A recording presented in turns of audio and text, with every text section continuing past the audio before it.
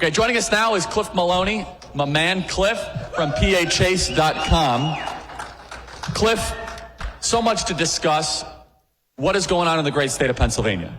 You know, we're happy in Pennsylvania. We should be happy across America. We got Donald Trump going back to the White House.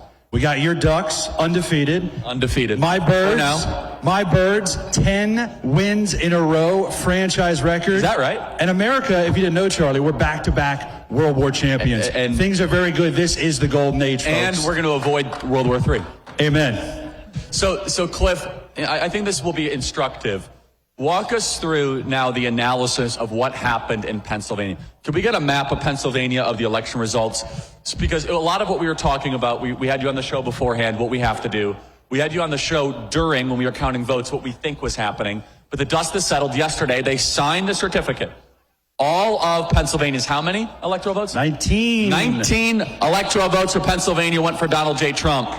What happened? Walk us through region by region. Educate the audience on this remarkable and historic win. Yeah, well, let's start with how we got involved. So I always have to give you this credit, Charlie, because very few people understood the idea of these Trump supporters becoming Trump voters, which Turning Point Action is just championed and led on for a year, if not longer. And so this idea that we have to hit low propensity, you came to me, Tyler came to me and said, hey, listen, Pennsylvania is a mammoth. We're owning Arizona. We're owning Wisconsin.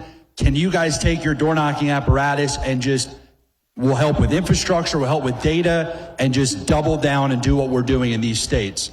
So in Pennsylvania, the problem was in 2020, right, we weren't adapting to the rules. We weren't out there chasing ballots and talking to these low propensity folks to request and to get people in. So if you guys look here at the map, I mean, now that's a beautiful map. I got to be honest with you. That is a beautiful so how much map. did we lose Center County by? It was less than 1,000 votes. Are you kidding me? It was so tight, Do you Charlie. understand that how much more beautiful that map would be? Let me explain Center County and give Charlie a shout out here. So That's my obsession. That was like the heat-seeking missile. So Center County, Penn State University, Charlie goes out there, does a barn burner event. He's tossing MAGA hats, registers all these voters at Pennsylvania State University. I got to give the specifics. So there's a state house race. Therese Holland, great patriot. Nobody said she could win. Okay, that seat was lost by 14 or 15 points in the previous election cycle. You guys do the events. You register the voters. We chase the votes. Loses by 0.5%. We flipped it 14 points, Charlie. I'm going to be back. Keep that map up on screen. So Center County is the home of, obviously, Penn State, as you mentioned. It's a monster county. And traditionally, it is a D plus 10. 10 or 15. 10 or 15. And again, this is the story of Turning Point Action on the ground. I was like, Cliff, I think we could win Center County or lose by less. We're going to get it one of these years. We're going to win Center County. And we had 5,000 students show up to just one of our events at Penn State University. I told your wife, Erica, this. I said, I hope you don't mind. I'm going to need Charlie every single week in Pennsylvania in a swing county doing these events because it does have such an impact with the registration. So anyway, back to the map. You know, obviously Allegheny County, Philadelphia County is the blue in the southwest, the bottom left of your corner. That's Allegheny. And then you see Philadelphia County. He won Erie. I told you he was going to win Erie. Listen, you did, and we worked hard. I was not always a believer, but we did pull off Erie, which was huge. And major ramifications there with the state Senate seat that we were able to hold in Erie County. But then if you look southeastern PA, you got Philadelphia and the collar counties. The Democrats lost, not only because we turned out Trump supporters and made them Trump voters, but man, was there no joy for Kamala Harris. And black men, Charlie, I'm telling you, we have done door knocking for a while. I have never seen black men so, one, excited for Donald Trump, and two, absolutely loathe Kamala Harris's policies. I want to celebrate what you guys did at PA Chase, but emphasize it even more. Because the election results actually were a little bit closer in the final tally than I think people will really realize. I mean, the final margin was 120,000 votes. How many votes were you guys responsible for at PA Chase? And I'm trying to build you up here because there's this belief it was a landslide, would have happened automatically. I don't buy into that premise. So we knocked on 510,000 doors. That's unbelievable. And our objective from the start was to knock 500,000. But Charlie, you've always said this, and I respect it so much. Action is just action. right? Yeah, don't confuse activity with results. Correct. That is one of the 10 commandments of Turning Point Action. And so we said, all right, well, how are we going to measure our success with what we're doing? Because if we just go out there and knock 500,000 doors, yes, it's a great accomplishment, but how are you measuring what you're doing? Right, you have to win.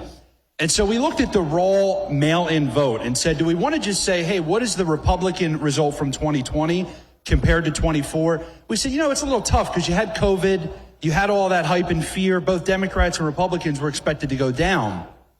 And so when we launched PHAs, we said, hey, let's do a percentage of the total amount Democrat mail-in for Harris versus Trump's mail-in. And so we said 33%. We modeled it out. Trump could win with 30%, but 33%, and we think it's a resounding victory that pulls Dave McCormick across the finish line. Final results, Trump versus Harris. Donald Trump received 34.5% of the mail-in vote. So this is game changer, everybody. And let's get those results up on screen again. It's 120,000 votes. And McCormick was like 16,000 votes. I can proclaim to you right now, we do not have 53 Senate seats, and Trump's cabinet would be in jeopardy. And we would not be Senator Dave McCormick without Cliff Maloney at PHAs. I could say that. And I could even go as far to say on the McCormick, less on Trump, I think Turning Point played a big role in the McCormick. I think us together, it's bulletproof, right? That you are looking at Senator Dave McCormick, and he's been very gracious, by the way. I mean, And you got a rock star, Noah Formica. You better hold on to that kid for a while. Where is Noah? We got to get Noah on the show. That guy is unbelievable. Noah, seriously. I mean, we obviously chased it all, but him, Scott Pressler, the whole Turning Point team registering voters was just a huge 1-2 punch in the state. But Charlie, once again, we knocked 510,000 doors to only win by 120,000. Yes, it was a resounding win. But yeah, I would say, if you look at the math, we talked to about 225,000 people directly at the door.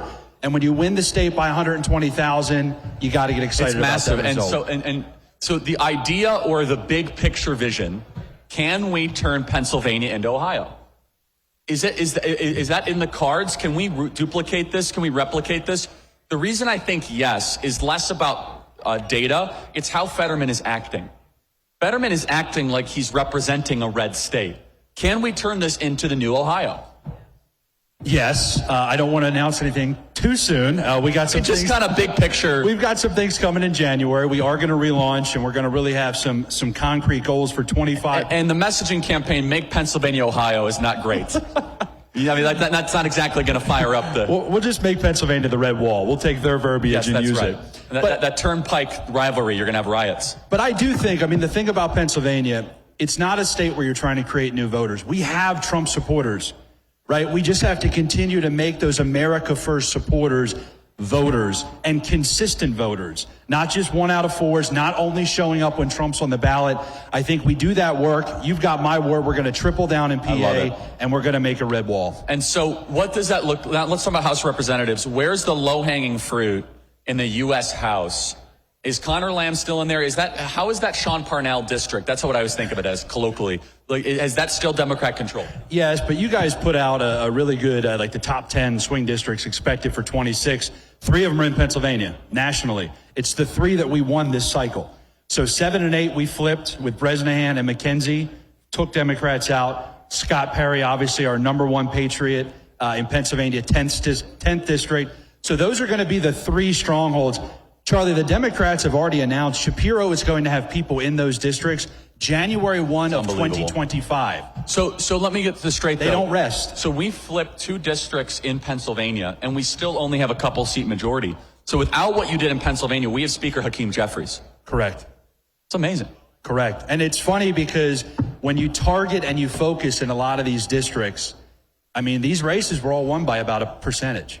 A percentage. Scott Perry won by 1%, less than 1%. And so it's really cool when you're an activist on the ground. You know this from all of the thousands of activists, hundreds of thousands of activists you guys have. To see that look in their eye on election night, Charlie, it is an amazing experience when they know they made the difference for such a huge win. So you have a breakout here, I think. You're doing something here. What is your message to the grassroots? Because there's millions of people at home say, Charlie, I wish I could go to AmFest. I wish I could go to AmFest. What is your message to somebody watching right now that is celebrating Trump's win? What are the marching orders in 2025? Because if we seize 2025, we are going to be able to defray any sort of Democrat counterattack in 26. Number one, permanent infrastructure, right? If you're an activist out there, the battle has been won, but the war has just begun, right? We have to triple down, get involved with Turning Point, get involved with a local chapter, come work with us to door knock. The idea that we can now go home, I mean, what an amazing thing just happened on X to be able to shut down a continuing resolution. By the way, Charlie, those of us that never happens. I mean, you and I have seen these CRs and CRs for quite some time, and now we finally have a counter. It is the first time in probably 100 years the establishment's playbook has a defense. And that defense is, instead of just delay, oh, Christmas time, we have to vote. Now it's, wait a second, we're going to analyze this bill in 30 seconds using AI and call out the rhino swamp creatures. I don't think I've ever seen anything like that. So we are in a new era here. The battle is won, but the war has just begun. That's my message to the grassroots. Keep up the fight.